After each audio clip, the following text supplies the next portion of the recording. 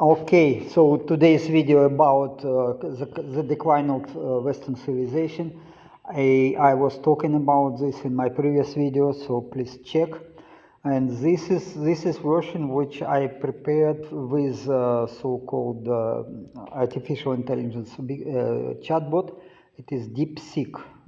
I tried other chatbots, but it's actually a very disappointing experience because it is very okay. So it is DeepSeek. It worked much better. Okay, let's go. As always, I recommend you to download presentation as PDF file from the link in the description. Read because it is much better. I am not English is not my mother language, so maybe I pronounce some words not correctly, and also the sound level was not good enough in my previous video, so I uploaded it without checking. So it's again, so I'm disappointed a little bit. Okay, let's go. It is undeniable marvel of our age that humanity has achieved unprecedented level of comfort, abundance, and technological advancement, and this representing the top in civilization development. The further we go to collapse, believe me. For much of the world's population, life is secure, food is plentiful, and the specter of famine has dramatically receded, even amid significant global population growth. Again, I don't think it is good because again we have, due to advances of medical care, we have no selection of the fittest, and so many genetic mutants appear with low IQs. So this is the disaster. Okay, this reality stands in a stark contrast to historical prediction of scarcity. At the end of 18th century, Thomas Malthus famously theorized that exponential population growth would inevitably outstrip linear agricultural production, leading to catastrophic famine and conflict by the mid of 20th century. And while such a Malthusian crisis was averted through technological leaps, his core concern, the relationship between population, resources, and social stability remains important for analysis. Okay, so again, later models such as influential 1972 limits to growth study used computer simulation to warn of potential peaks and subsequent declines in wealth, industrial output, and food per capita around the early 21st century, driven by resource depletion. This model suggested a population peak around 2050, followed by a sharp downturn. Okay, however, I propose that primary risk to our continued advancement is not the physical depletion of resources, but a concerning decline in the collective intellectual capacity required to sustain our complex civilization. Since the Industrial Revolution, our population growth has been intrinsically linked to rising per capita energy consumption, fueled initially by fossil fuels. Again, I use fossil fuels, but it's actually these fuels are natural. They cannot be depleted. Okay, so the oil and gas cannot be depleted. Also coal.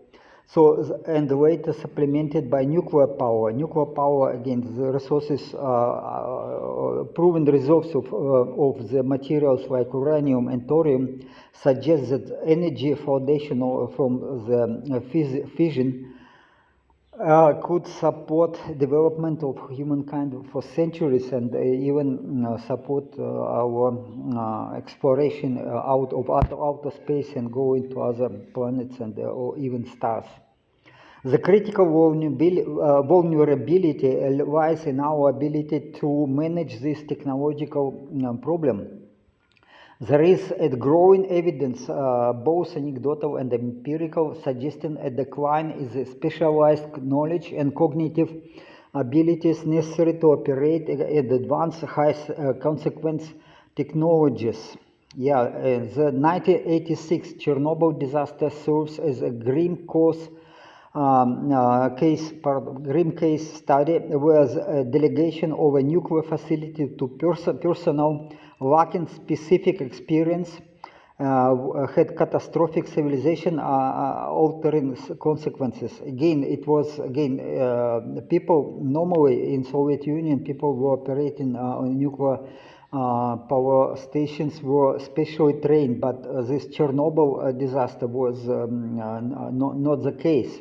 So people without knowledge of physics and without knowledge and of science were doing strange things, catastrophic things. Okay, so maintaining and advancing such technologies demands a consistently high level of intellectual capital and educational experience, which may be eroding. So again, we need high IQ people with a high level of education, and we are losing this ability. We are losing this potential.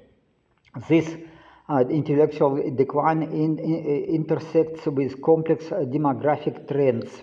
Data indicates higher fertility rate in regions with low average IQs, while many developed nations with high average scores experience sub-replacement fertility. This is compounded by significant migration pattern, which, while multifaceted humanitarian and economic phenomena, constrain social systems and, according to some perspectives, alter the demographic and cognitive landscape of host nations if not managed with a focus of integration and skill-based selection. This DEI, DEI policy is so that people have quotas according to their race and origin and or sex. Then it has catastrophic consequences. Catastrophic, okay. So again, without selection of the smartest people or the fittest people to operate with these high technologies, our civilization is doomed. Okay. Concurrently, the global policy discourage is dominated by climate change narrative. Again, this is absolutely stupid. Climate is changing due to climate controlled by our sun, activity of our sun. Not humans contribute very little, and actually contribution of humans to this climate change is actually positive. The more carbon dioxide we produce, the better, the more food we can produce. Okay, let's go. Then also that's, but people, again, because of dropping IQs, it is not, scientists, opinion of the real scientists is not considered. So the advocated solution of rapid transition to renewable sources like wind and solar, coupled with a reduction in livestock and fossil fuel use, is presented as essential for so-called sustainable development. It is complete failure, complete, because these windmills and these batteries are not efficient and cannot be used by industry. So it is not sustainable development. It is just the decay. Critics argue that these technologies are insufficient for base load industrial power. This is what I was talking about. Carry their own environment cost, which is, for example, non-recyclable turbine blades, habitat disruption, because these windmills actually kill birds, kill insects, and so degradation of the environment with these windmills are staggering. It is absolutely very dangerous. And so, and their mandated adoption could lead to deindustrialization. This is what is exactly happening in Germany and in the UK. Notably, nuclear power, a dense, reliable, low-carbon source, is often marginalized in these plants, arguably due to its high intellectual operational demands. Okay, as IQ is dropping, the people cannot operate nuclear power plants, And Germany, for example, stopped and very, the best maybe nuclear power stations in Germany, they stopped to operate them and started to demolish them. Why? Because they decided to invite many millions and millions of people with low IQs from sub-Saharan area and the Middle Asia. And this is complete disaster, I would say. So, and now the energy cost in Germany is 3-4 times higher than in United States, and it is actually industry cannot survive this.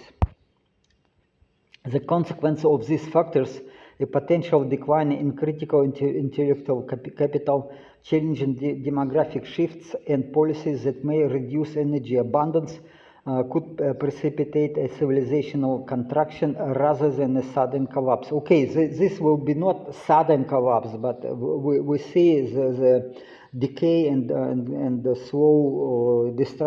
slow demolition of industry in France, Germany, and the UK, and it is again the Western civilization is collapsing. You see. Why? Because again, more and more people with low IQs, like these bureaucrats in the European Union, they dictate what to do without considering the science and true science, or science also became very much ideological, and with this DEI policy, it is completely stupid. Okay, let's go. This might manifest not as dramatic wars, but a gradual degradation, extended social control, reduced industrial capacity, and reduced standard of living. This what is happening exactly in Germany, for example.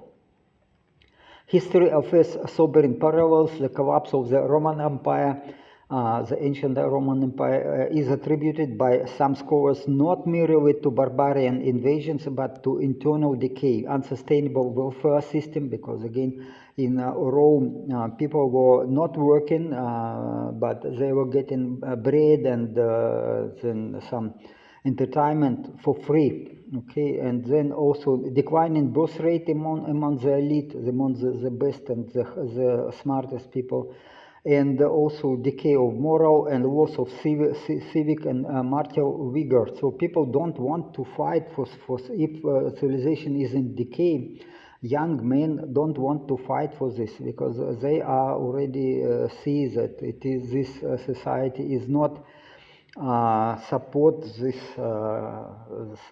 people. Okay, similarly, biologist John Calhoun he made very famous experiment, mouse utopia experiments.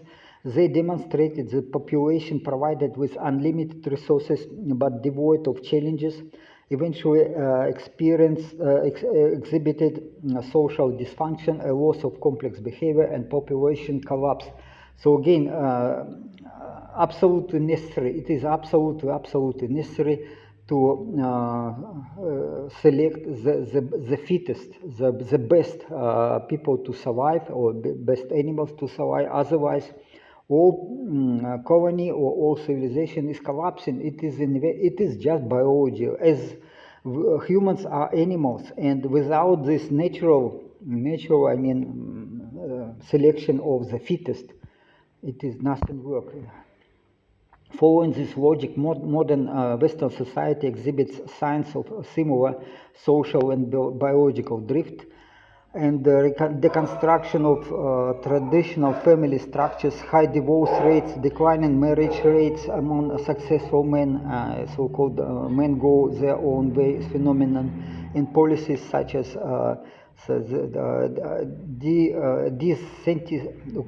discouraging family formation among the young people could be viewed as mechanism of negative selection. Again, people with low IQ are supported, and single mothers are supported by government. They also, what is happening, they produce more and more children with low IQs and with low moral values, and then it is inevitably slowly but steady degrading and collapsing. So some argue that movements like radical feminism, while advancing gender equality in many positive ways, have also contributed to a landscape where career-centric fertility, postponement, and partner selection conflicts lead to lower birth rates among educated women and a retreat of capable men from family life. This is happening especially in America, and the degradation also Christianity. In Christianity, it is family roles and the moral norms are very high, and but now it is more and more people accept this atheistic and communist ideology, and more people tolerant to Islam, and Islam completely opposite to Christianity. So no one Muslim country is technologically advanced. So if we go this way, replacing of Christianity and the decay of the Christianity in Western countries by Islam, then the collapse is inevitable. Okay, yet within this apparent decline, new and perhaps adaptive reproductive paradigms are emerging. Okay, the rise of assisted reproductive technologies, including sperm and egg donation and surrogacy, allows for a form of voluntary market-based eugenics. Yes, this again, eugenics, people were concerned about this degradation of the human population already in the beginning of 20th century and especially end of 19th century. Then eugenics were popular, but then after this World War II, eugenics appeared like not morally based, and then we have this DEI policies, etc., and the quick degradation of the humanity. Okay, but again, some people think about this, and what they do, it's some successful individuals, both male and female, can selectively procure high quality genetic material. This is what is happening, and many people, like smart people and smart and successful and rich people, they propose, some men for example, propose donation of sperm to women, and they already have hundreds of children produced, so, and they promise to give enough money to educate these children for women. So women decide, okay, then like $100,000 American or a few $100,000 American are guaranteed if they will have this child from this very successful man, etc. And already some couples, both men and women, decide to have hundreds and hundreds of children. So they buy surrogacies in America or in Europe, and this is getting very popular. And also such couples have already hundreds of own children. So this is already somehow, it is not much known, but it is happening, especially China. So, and then while raising profound ethical questions, this trend could, from a coldly biological perspective, facilitate the concentration of favorable genetic traits like health and intelligence in future generations. So we may see in the future separation of humans as biological species to two different species. One is smart group of people, and other is a group of people with low IQs and maybe with no morals, etc. And this separation of highly intelligent and very healthy people will be like superhumans, and then this will be opposed to low IQ people. Again, this is just natural. People try to survive. They are very much concerned about this survival of humanity as biological species. I would not blame them. Okay. Meanwhile, the medicine and these anti-baby pills make many people infertile, and also women in younger age they don't want to have babies, and they use these anti-baby pills, and eventually become infertile. I was married 3 times, and 2 my last wives were infertile. Just 2 second and third. Yeah, why? Because again, because of this anti-baby pills. Okay, so despite they were much younger than me, they were infertile. Okay, what else? The very forces of individual choice and technological empowerment often associated with modern social liberalism may inadvertently become an engine for a genetic correction, recruiting the population from the declining fitness. Again, this is probably positive trait, but it is probably very questionable from the moral viewpoint, because morally we consider that all humans are equal, and no difference in race, and no difference in IQ, and all people have equal rights and equal access to resources. But it's actually from viewpoint of nature, it is disaster. There should be some selection. If there will be no selection, we will extinct. Our civilization will collapse, the same like mouse utopia experiment with mice and rats. So the immediate future may involve significant turbulence. Supply chain distribution, energy policy driven economic adjustment, social friction, this we just see it. For the individual, the strategy becomes one of the way of self-preservation. This entails a commitment to physical health, continuous cognitive development, financial independence, and a critical, skeptical engagement with official narratives. Okay, this what I try to do. I don't follow this propaganda. I don't use any advices for medical professionals, and I stay healthy, and I'm 68 now. I will be soon 69, and I'm in good health, and I moved to Thailand from Germany to get this financial and independence and self. It was working for a while. I invested my money to farming land, and I was growing cash crops and vegetables and fruits, and growing catfish and ducks and chicken for eggs and for meat, and also geese and honeybees, and then everything was working absolutely well. And the problem that my wife, unfortunately, has not very high IQ, and not maybe, and she was not Christian, so the moral norms were not good enough for me, and then it came to disaster. So her relatives decided to take all my investments, which I trusted my wife and put everything to her name. And in Thailand, foreigner has no rights at all, zero. Okay, if you buy anything in Thailand, it is already lost money. So, but I was thinking why my wife would betray me. So I was trusting her, but again, women are women in Thailand, the same as in the United States.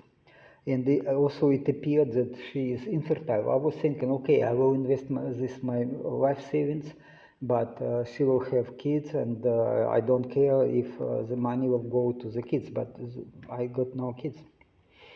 This is a problem. Now I'm doing okay, but yet again, I want to continue this project, and probably to help many more people to live long and productive life.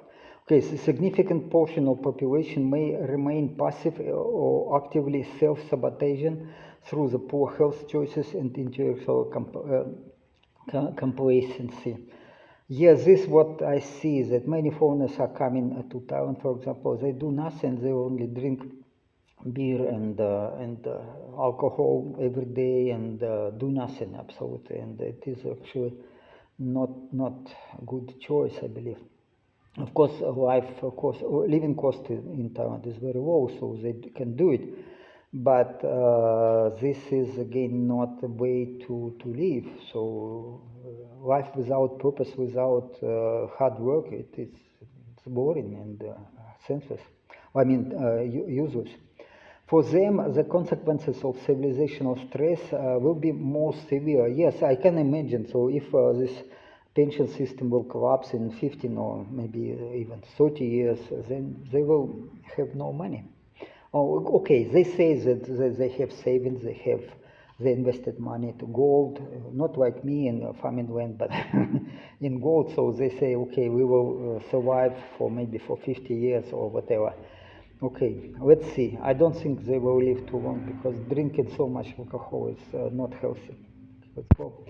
So in conclusion, while our civilization faces a multi-faced crisis rooted more in intellectual and social capital depletion, more than resource limits, the trajectory is not fixed.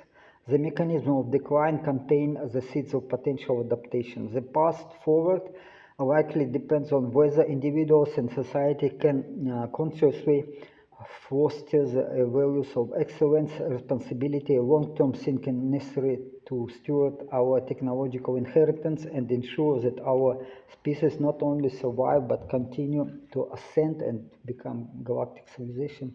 The ultimate selection may be less about genetics and more about voluntary choices we make in pursuit of wisdom and resilience. Okay, so this is the end of video.